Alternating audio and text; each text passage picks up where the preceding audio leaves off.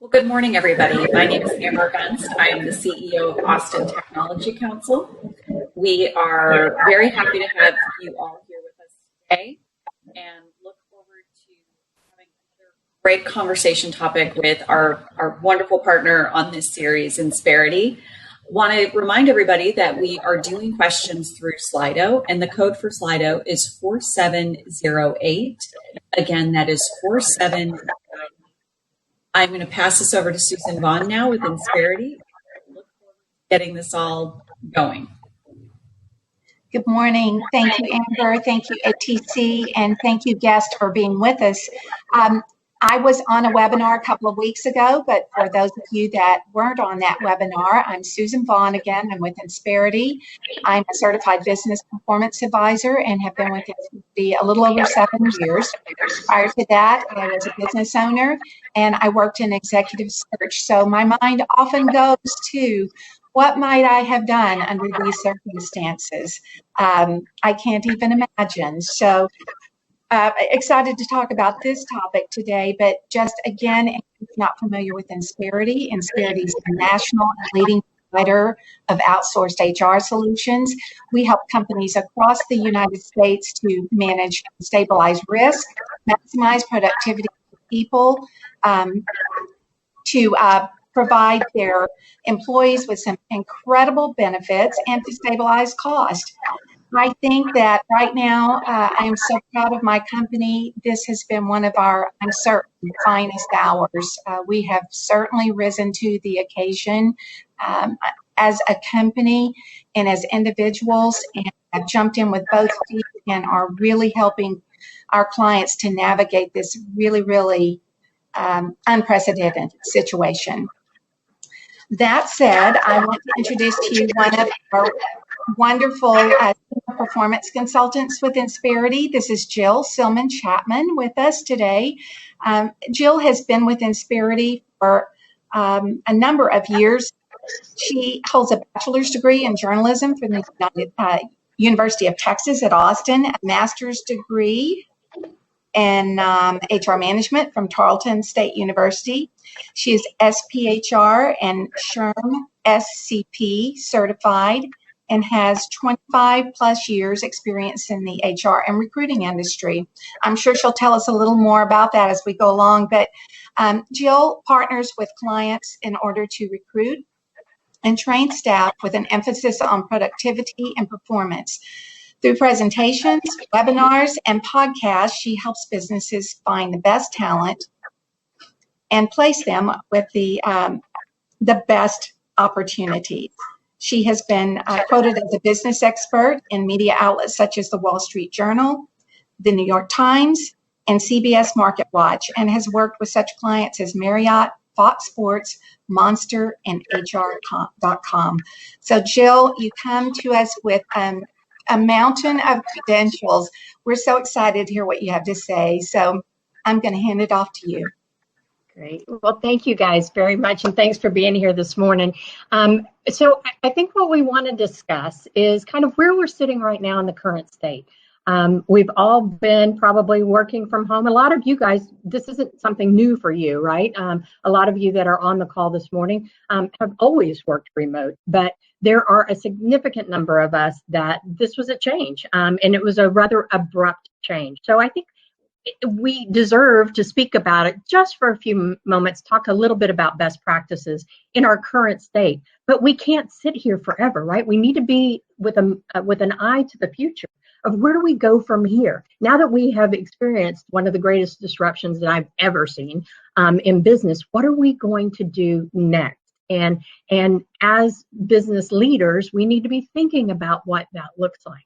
Clearly, the whole remote aspect, the whole work from home has been one of the largest disruptors, as I mentioned before. And so we need to be thinking about how that parlays into the future for our business and just the workplace in general. So we'll spend most of our time kind of talking about that. Again, really would encourage the dialogue. So if you have questions, if you have comments, if you just want to argue, a couple of these points, let's go ahead, let's get into it, because I think that makes this time that we spend together more robust and more meaningful to use. So let's just kind of jump into where we are right now. And that's the fact that we have people working from home that probably have never worked from home before. Really interesting, before this whole COVID thing, Zapier had done a study, and 95% of all knowledge workers said, I want to, I think I could work from home. I should work from home. I want to work from home. But now that we're all doing that, I think that there's been a little bit of anxiety around that, because I think for some it's tougher than we imagined. And right now where we sit, having been home for 3 weeks, 4 weeks, 7 years, I don't know, it feels like forever.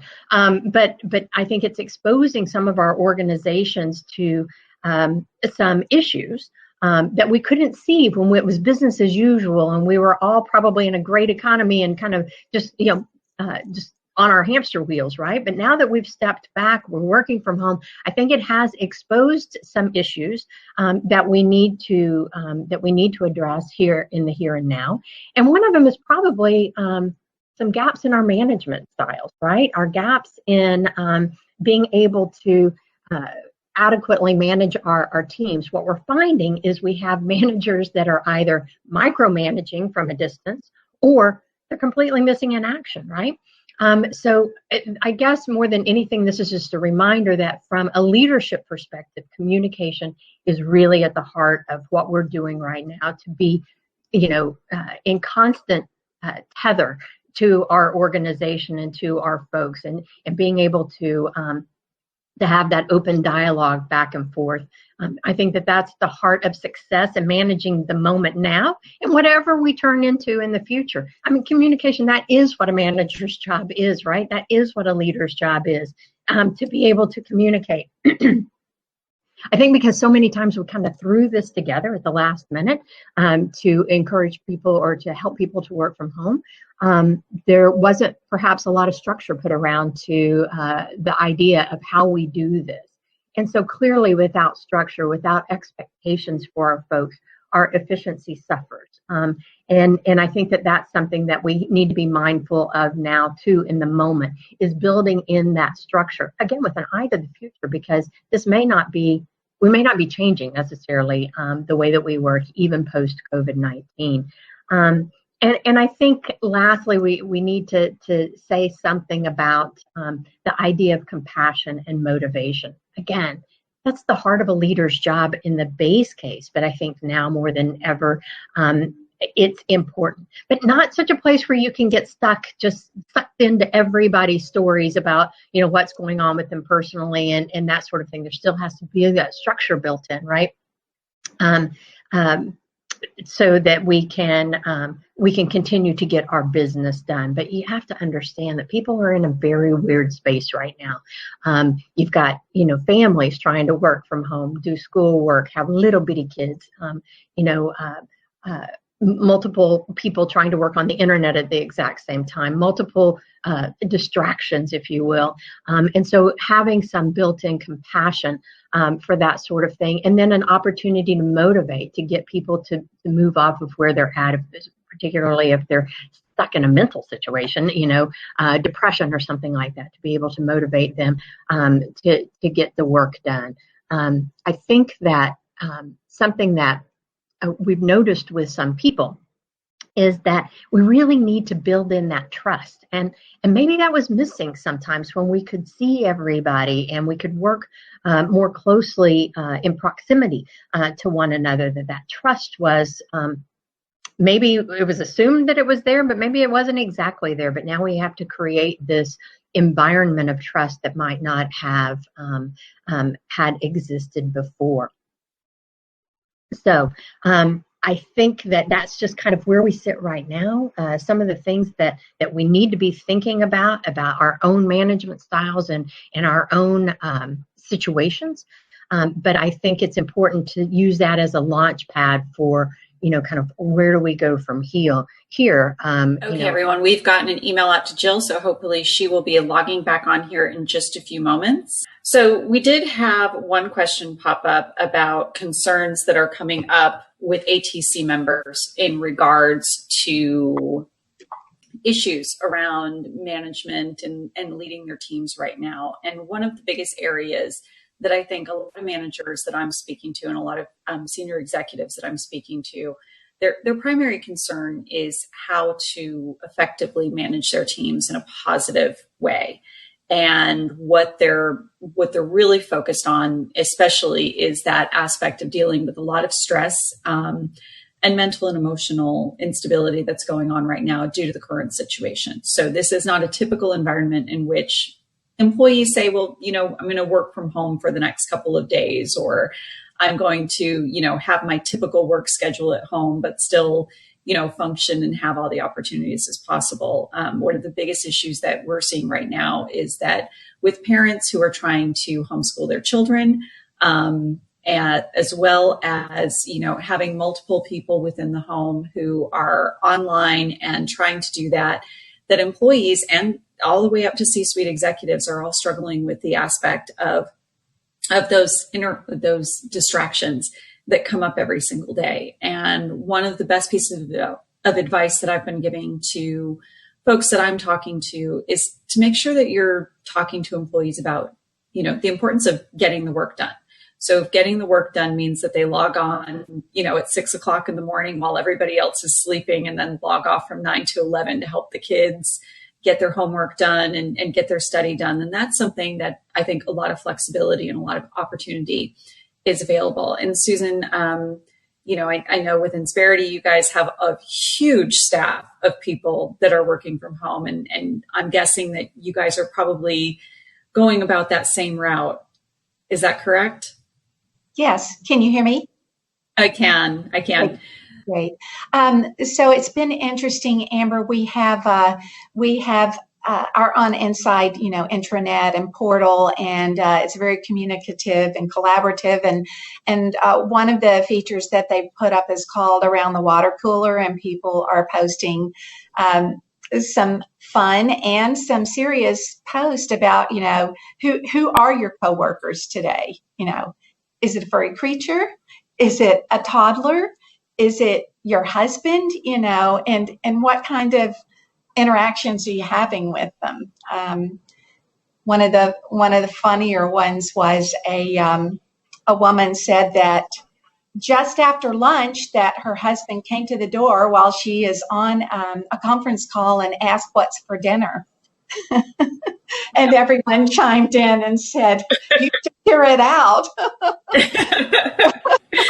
Well, and I was having a meeting with our executive committee a few weeks ago on Zoom, and my cat decided to zoom across the computer screen. He literally jumped onto my desk, stopped, looked in the camera so everybody could see his nose, and then ran across. And, it's one of those things that I think everybody just has to be a little bit more understanding that we all do have those distractions that are going on right now. And that for a lot of people, those distractions are causing a lot more stress and a lot more anxiety. So I saw one of the questions on here was one of our attendees who was talking about or asking the question on how do I talk to my manager about micromanaging that they're doing right now?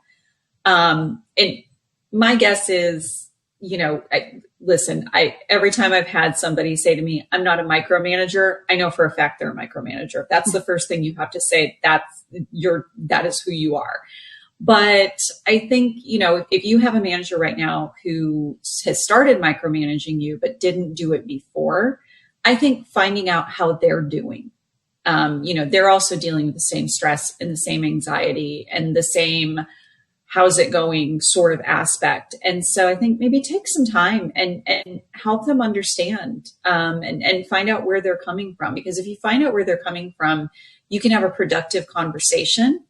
And I think getting out in front of that so that you don't ruin maybe a positive relationship that you had with a manager prior is an important thing to do. They might also be dealing with kids at home, or maybe they live alone and they haven't really had interaction with people on a regular basis. So part of that micromanagement could be they're just starving for any type of human communication. And so that might be why they're checking in with you a little bit more frequently and being a little bit more on board with it. especially if you don't have a personal friendship type relationship with them, then it can probably be that they just want to hear someone's voice and they just want to talk to somebody, or they want to check in and make sure people are out there. So keep that in mind as well, especially if they were not a micromanager before. Really put some focus into that. That's a good response. And, we can't underestimate the stress that our managers are under.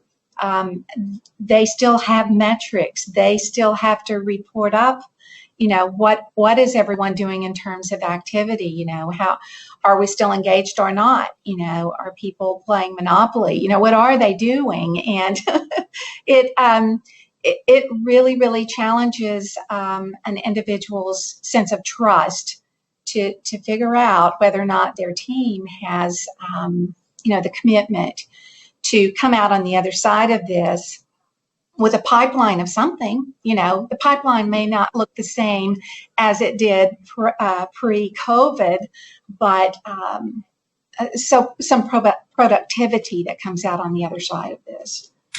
I think there needs to be grace. Yeah, a lot of grace. Yeah. And that goes across the board. I mean, I know we've got a few companies in Austin that are doing rolling furloughs.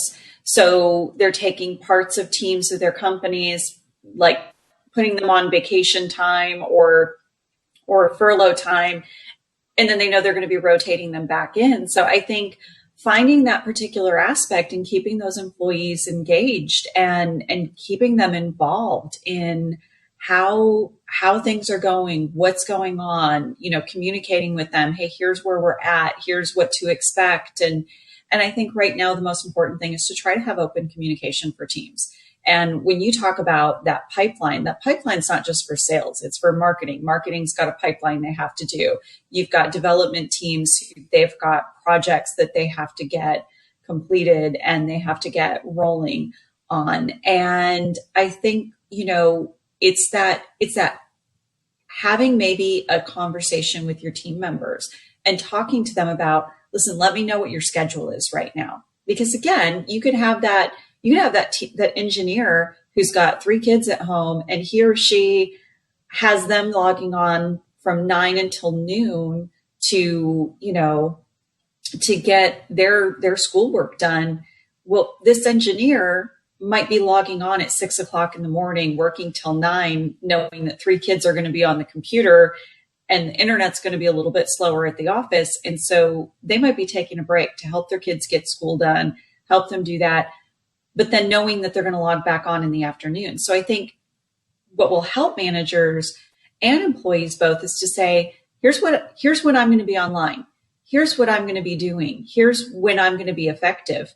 And sharing why you're making those choices to schedule your day around that.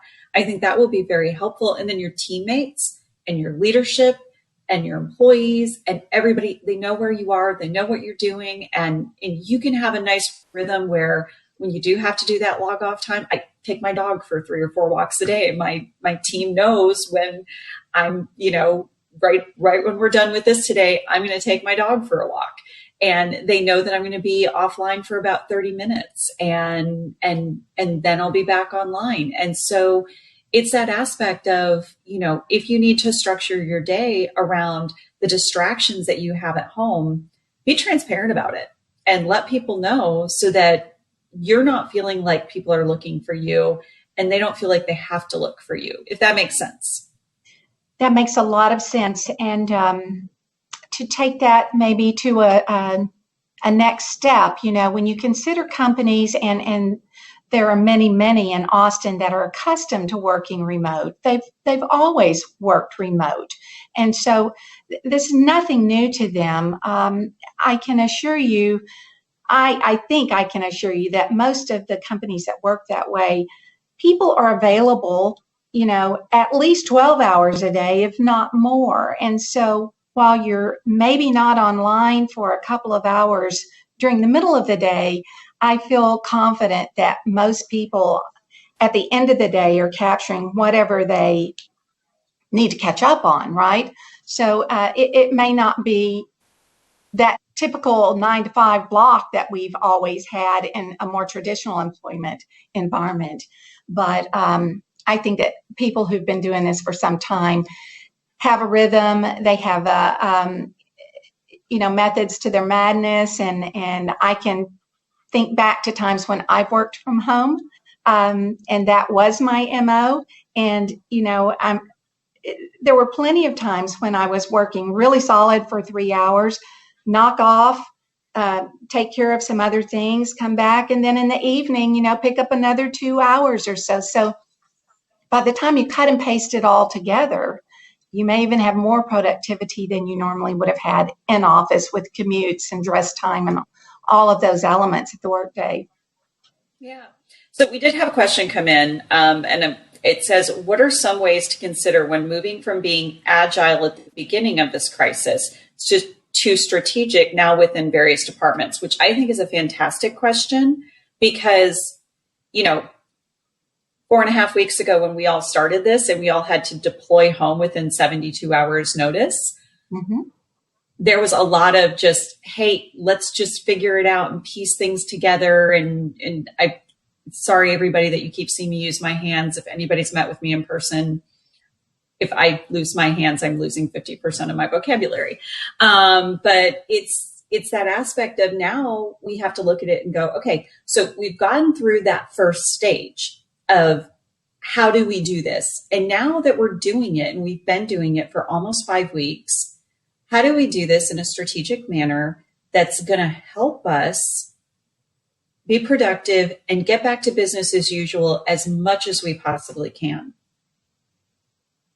And I think that's a fantastic question. And I think what it is again, goes back to that communication with your teams and finding out what people need. So we did a scaling series for 10 weeks starting in early January, and David Altunian, one of our board members and a multi-time founder and board member and investor, he institutes what he calls our scorecards. And so leaders of different divisions within companies have to have meetings and have to have their scorecards in which they talk about where they are in the process and where they are in developing the product and the sales cycle and the marketing initiatives and everything else.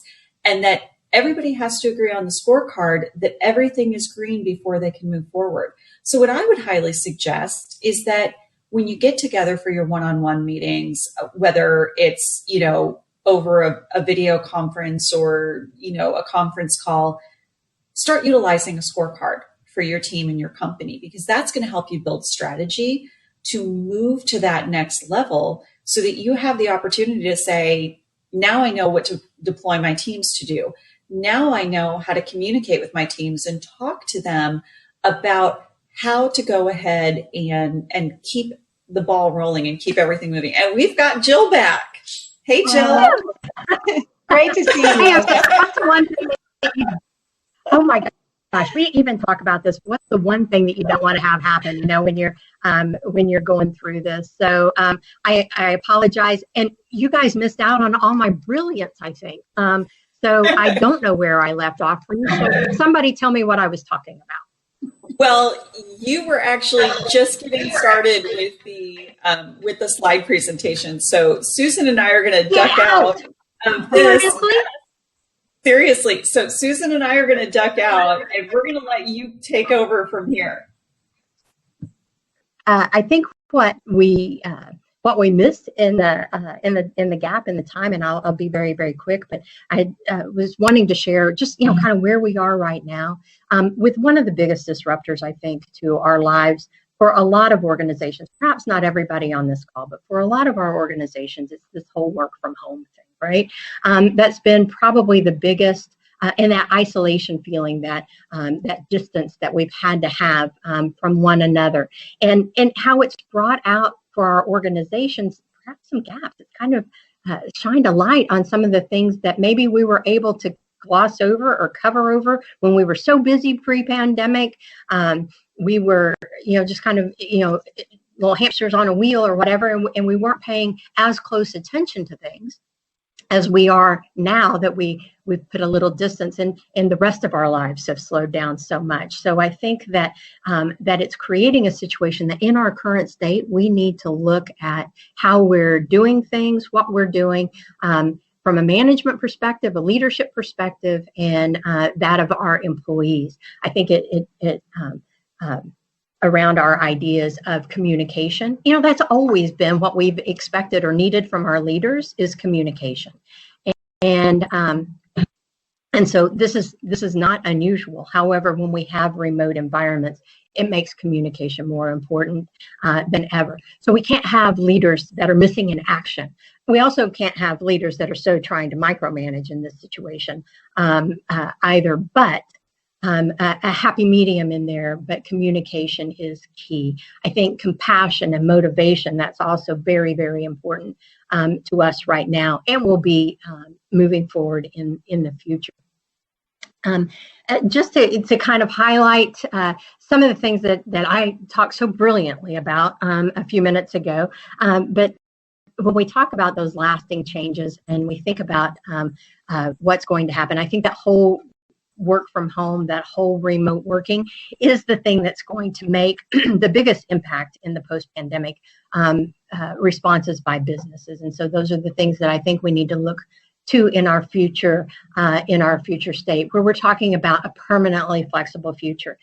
There was studies that have been done that people have said, I want to work from home. I want to work from home. I should be able to work from home. Like nearly 95% of knowledge workers said, I should be able to work from home. I would do well working from home. I think we're finding some of us are saying, maybe I don't work so well from home.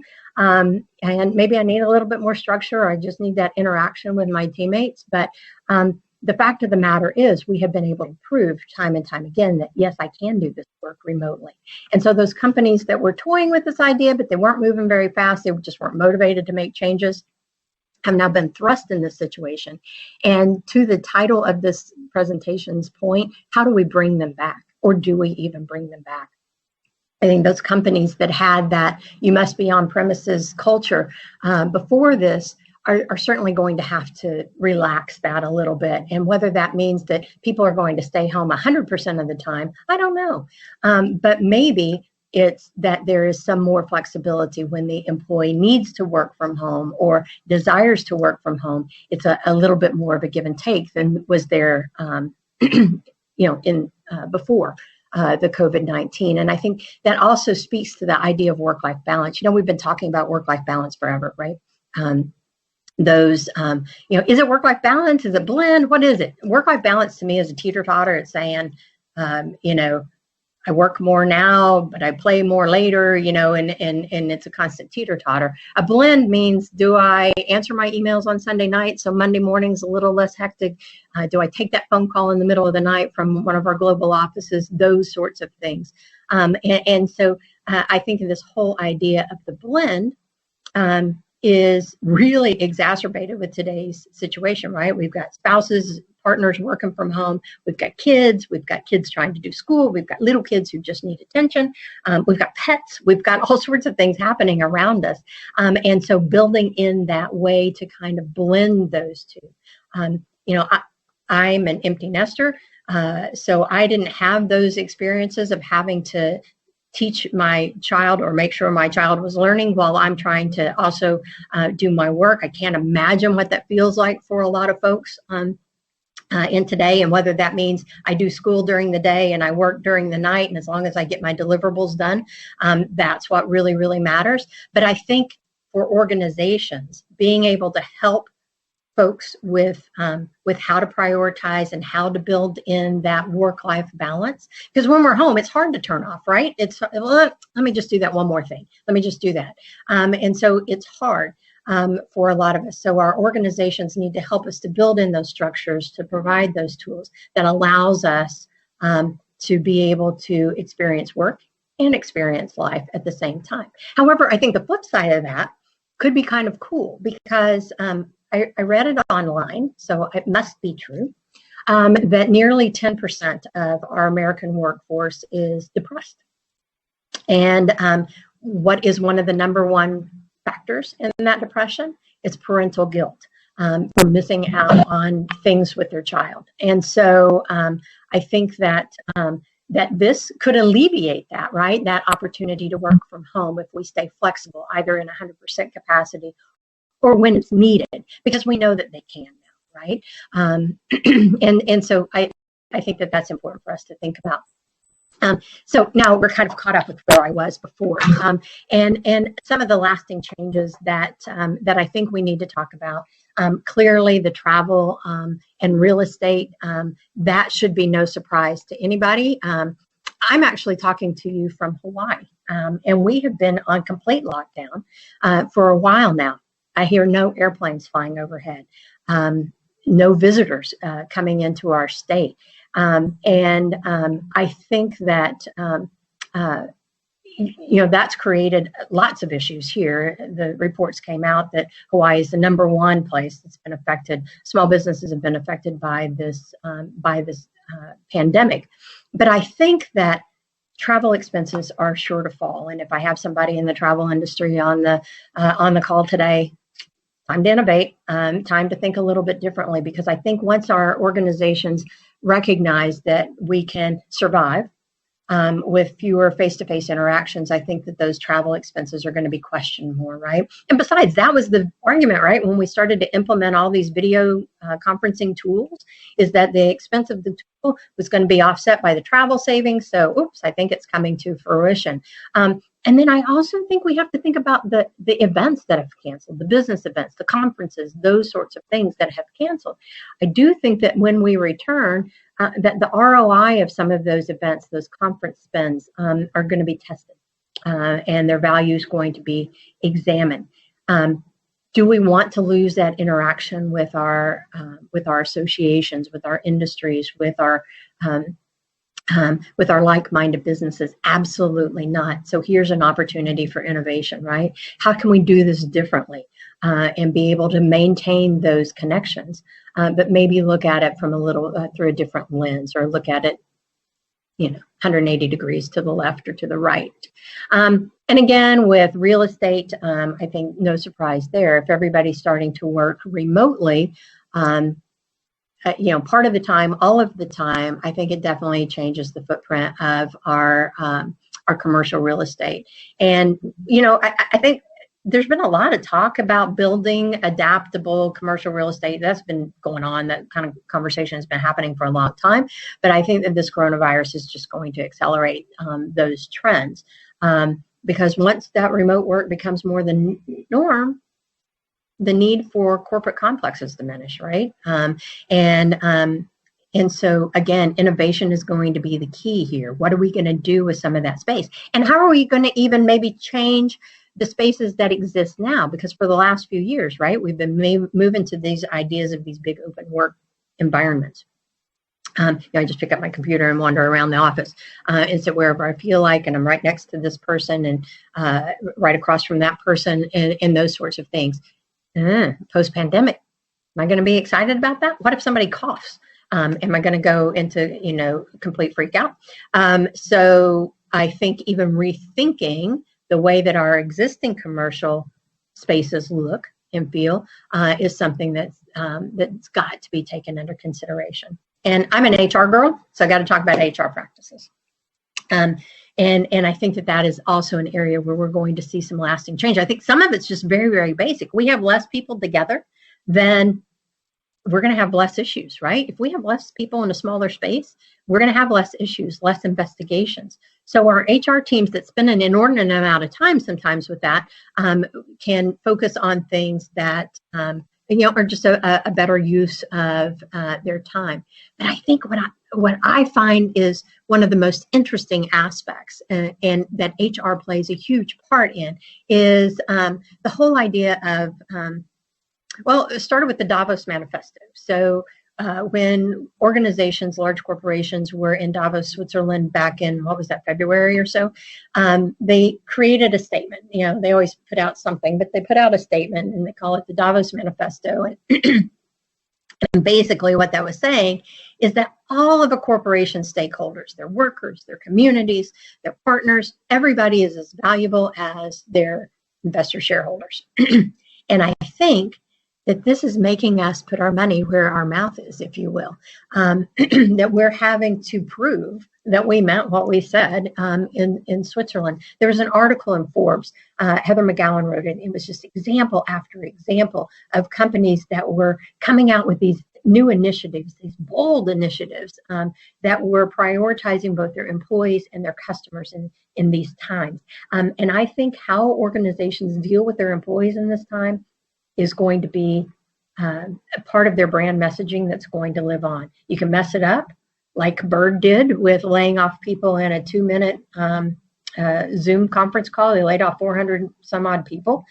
Not cool, right? And that story is going to be told and retold and retold. But yet you have other examples of organizations that are really rising to the challenge, paying their people even when they can't provide work opportunities for them. Taking people from adjacent industries that are in a layoff situation and using them, saying, I recognize your transferable skills, get on over here and we can put you to work. But these organizations that have responded with a nimbleness, if you will, I think is going to be something that we're going to see exist post-pandemic, right? Whether it's we're learning how to train online, we're giving people the tools to work remotely, we are leveraging our expertise that we can take our production and produce something completely different than what we were doing yesterday, just to be able to provide the supplies that have been so desperately needed. So I think that that's a leadership imperative to focus on inspiring the human potential rather than just simply driving productivity. It's that shift from focusing on what you do to why do you do it, right? And I think that that's going to be a lasting change. I hope a lasting change for our organization. And since I can't figure out how to make my slides advance, we're just going to talk, if that's okay with you. And I think it's important to talk about our increased expectations from our employees. I think the way that they've been working for the last 4 weeks, 7 years, however long this has been, is going to imminently become their hygiene factors for picking a new employer post-pandemic. The idea of flexible or remote working, that commitment to work-life balance, just how the company responded in this pandemic is going to be interesting. You know, something that I have found I love talking about generational diversity, and some of you can roll your eyes at me or whatever about this, because some people are like, oh, we've been talking about this forever. But there have been some surveys done since we've moved to this work from home program. And here's something I think is so interesting, that the National Research Group did a study, and looking at the generations and how they are reacting to this. Get this, Gen Z, youngest in our workforce, half of those respondents said that they are less productive working from home compared to going to the office. Now, quite frankly, they've just started to learn how to go to the office, but they feel like they are less productive, and more than 50% of them said that they are more distracted when they're at home. So being a digital native, you would have thought, oh, this is going to be a piece of cake for them, right? So they are familiar with the technology and they can make that work in their sleep, and they would not be having an issue with their slides like I am. I find it kind of ironic that they feel like they're less productive. But I think going to the office creates a sense of structure for them, and structure is usually, when we're early in our careers, that's very, very important. That sense of accountability and that oversight. So it kind of goes back to what I was saying about the light that's been shined on leadership for being missing in action. That communication is so key, particularly if you have younger workers among you that are finding issues with some of this. Besides the fact they just like that social aspect, right, of going to work, being social with their coworkers. So again, if you haven't implemented social strategies into how you're managing, creating those happy hours or coffee breaks or whatever, again, another key takeaway, because this generation is feeling terribly isolated in all of that. And they feel like it's easier to share idea, and this is just true. It's easier to share an idea in person, right, than it is online. But truly, they're feeling the most impacted, I guess, if you will, from work from home. Gen Xers, even some of us baby boomers, we think it's just more convenient, right? And don't mind staying at home for long periods of time. And so that's kind of interesting how we've moved through those expectations of the different generations, but how that's going to impact how they make changes to the jobs. Now, I know y'all are all reading the headlines, and we've got thousands, millions of people applying for unemployment every day, right? But soon enough, the economy will come back in some form or fashion.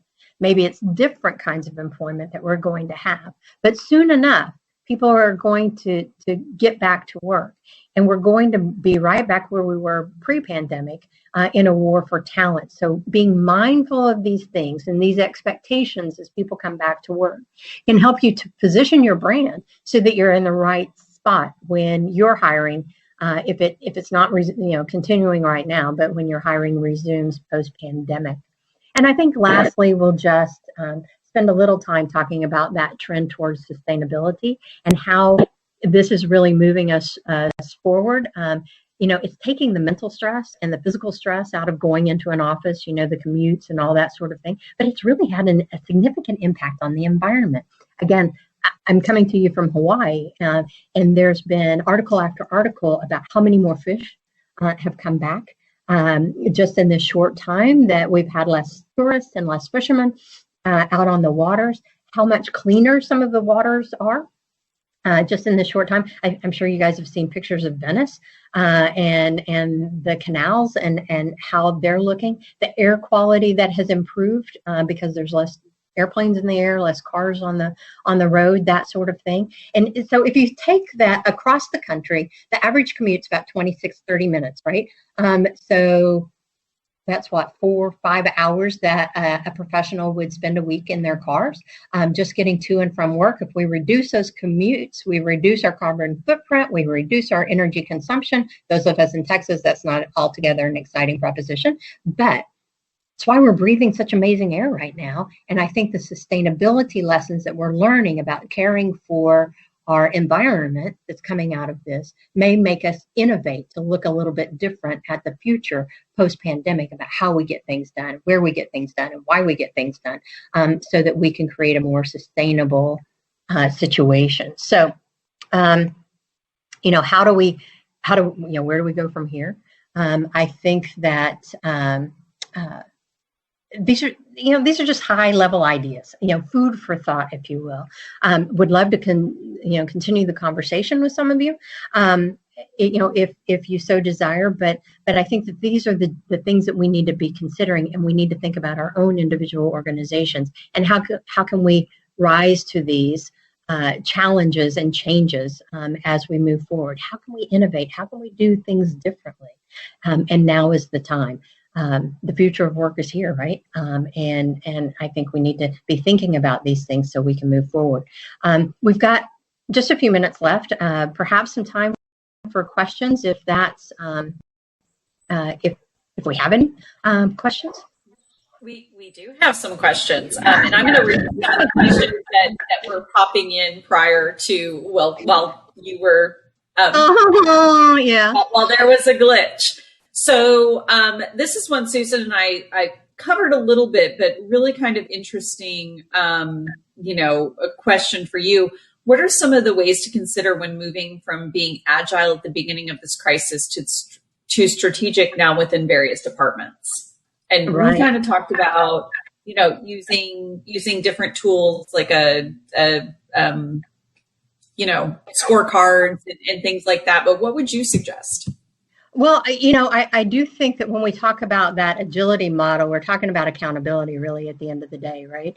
And so I think that this has forced us to look at our workloads and decide what is essential out of our workloads, what's essential out of what we do every day, and prioritize better. So I think if we're trying to think strategically for our organizations, using that framework of an agile framework, I think that helps us to make sure that we've got our eye on the ball for what's going to be most important to our organizations as we begin to innovate around these ideas of the flexible workforce, of, how we're going to look at travel expenses and things like that differently. How are we going to manage? Jill? I think we may have lost Jill. We may have lost Jill. Get out. Good. Yeah. So, so one of the questions that came up is how do I talk to my manager about the micromanaging that they're doing right now? And Susan and I kind of covered this of just, having a direct conversation, realizing they might be stressed out or they might be dealing with some anxiety. What would be some suggestions from you on how this employee can talk to their manager?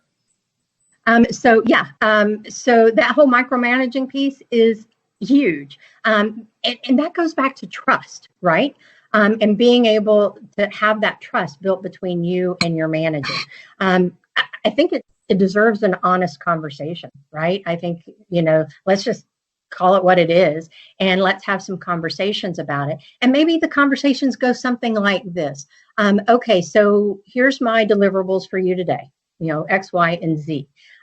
So I'll tell you how I'm prioritizing. I'm going to do X first, then Y, then Z. And then how about we touch base at the end of the day and setting those expectations, you being the person that's setting those expectations to say, let me get this work done.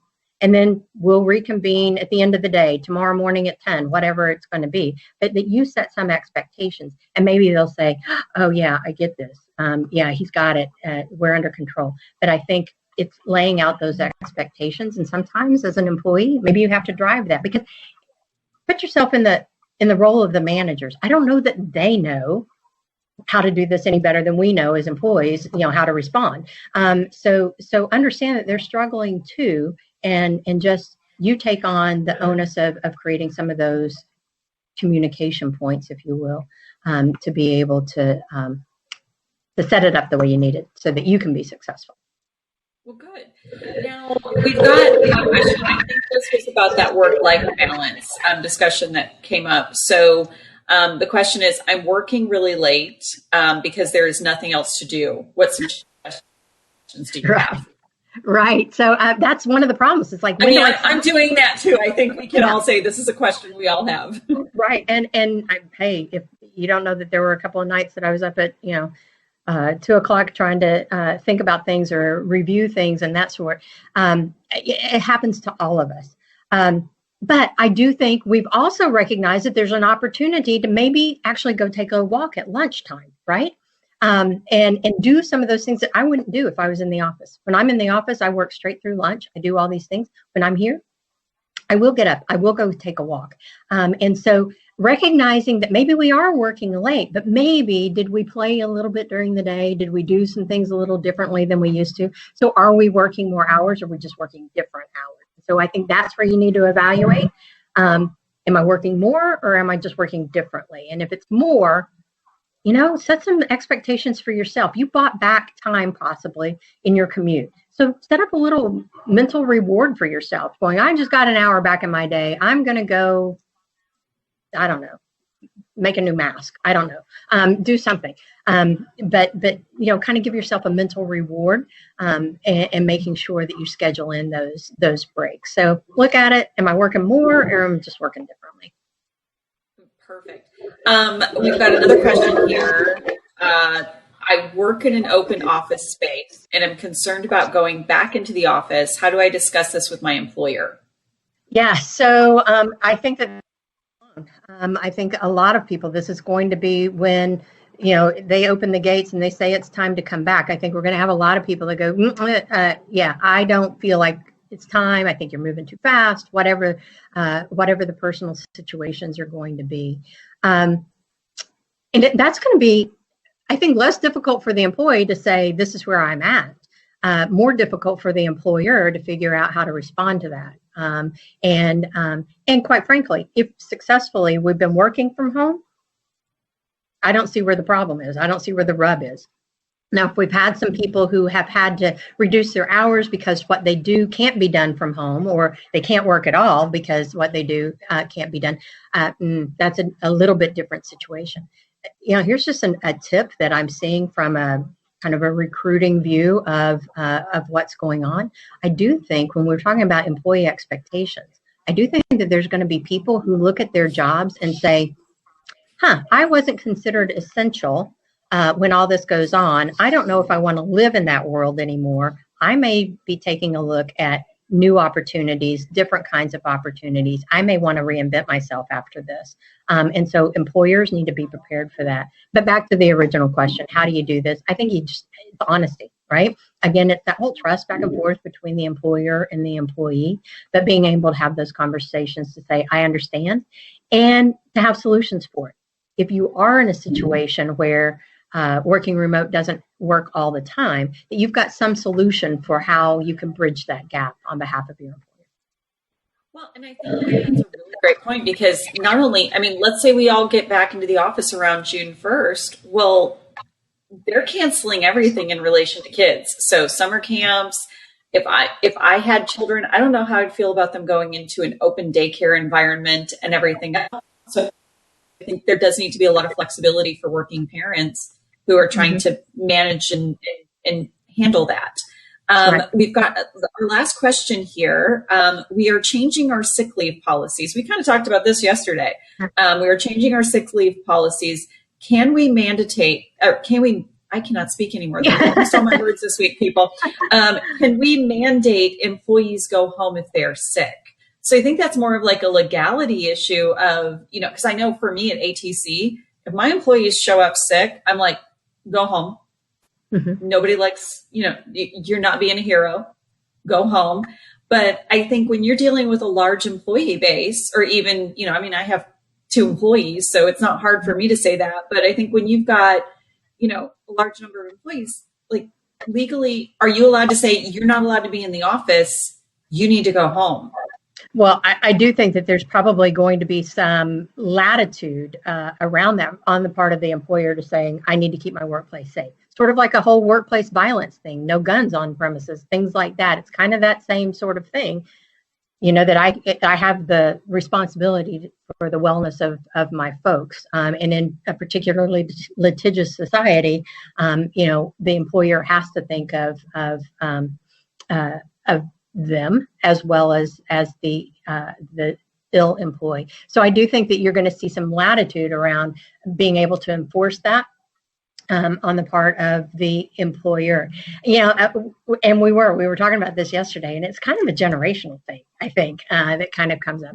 I came, up in an environment where if you didn't have a fever, you weren't throwing up, you went to school, you went to work, you did whatever you were supposed to do because that was your contract that you were supposed to, I'm supposed to provide.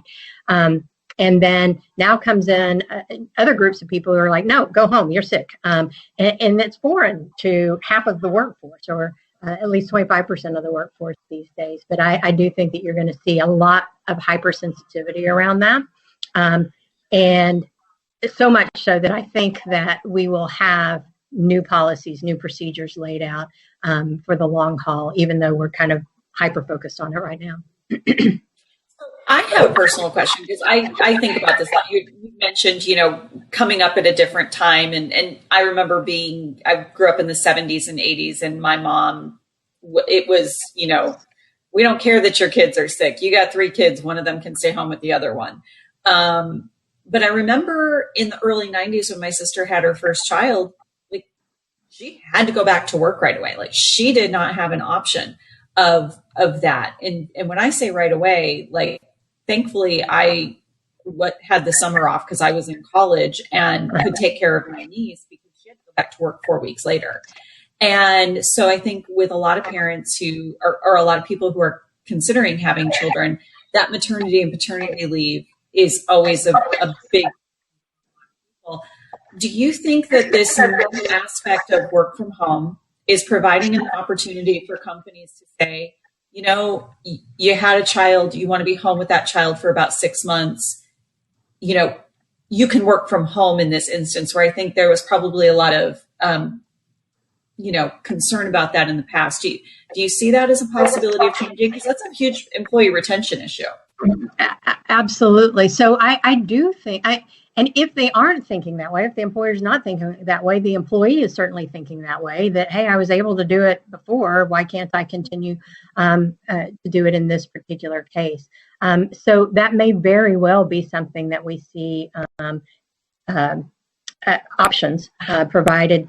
And, you know, the kind of cool thing about that is that it doesn't invoke kind of a FEMLess type situation, because we're not having to use leave and they're not having to be unpaid. And so, again, from an employee retention standpoint, bonus, you know, because they can continue to earn income and keep everything afloat and not have to make some of those hard decisions that FMLA pushes us into sometimes. So they'd be able to, and both parties would win, right? They'd gain the productivity back from the employee, you know, from the employer, not having to keep that job open for an extended leave period, and then hope that that person comes back. But if I knew that I was going to get to work from home post maternity leave, then maybe that would also change my opinion about whether I came back at all or not, which, you know, isn't concern on the employer's part, right? So that it's got to be give and take and a balance between what's good for everybody. Well, good. Well, Jill, I'm so glad we got to have this conversation with you today. I'm so sorry about the technical difficulties. We will just blame it on the trade winds over the Pacific Ocean. It is all the fault of the Pacific Ocean. So the fact that I was completely like stupid to the whole idea, I was just going on. You should have heard me. I was brilliant. That is okay. You know what? Here's the thing. I got to have a conversation with Susan Vaughn, which is probably one of my favorite things to do. So this worked out kind of good. We're so grateful to Insperity and to Jill and to Susan and the entire Insperity team for being part of this and bringing these conversations to us. We hope that this has been beneficial and enjoyable for you. If you still have some questions that you didn't get the chance to ask, we're going to keep Slido open for the next 45 minutes. The code is 4708. Please put your questions in there. We'll put that to the Insperity team and get those answers back out to you. We're so happy that you all were able to join us today. Jill mentioned masks. Make sure in Austin that you're wearing masks. Make sure you're washing your hands. Make sure you're taking care of yourselves. And you know, you're sticking to home as much as possible because, you know, hopefully everything that we're seeing, we're going to reach the peak of our curve sometime between now and the 23rd of the month. And then we can start flattening the curve and start getting back to the things that we all miss and love doing, like just going to a coffee shop. Right. So I hope you all have a wonderful day. I hope you take care of yourself and please stay healthy and well. Thank you so much.